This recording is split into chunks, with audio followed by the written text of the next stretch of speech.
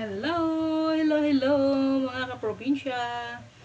Nandito na naman po ang inyong lingkod, Jonalinda Pugo Alitin. Ayan, tayo po ngayong umaga ay maglilinis po ako ng aming pinamiling isda po.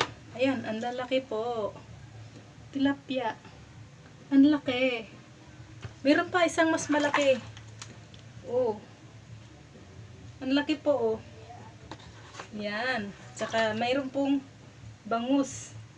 Yan, ang dami po nating biniling mga isda po. Yan, konsumo namin sa isang linggo po. Kasi pagpabili ka sa labas, pautay-utay, mas mahal po. Mas makamura ka po pagka yung bibili ka ng pang isang linggong ulam po.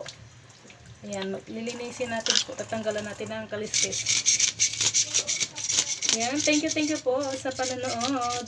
Ayan, paki-subscribe na lang po ng aking YouTube.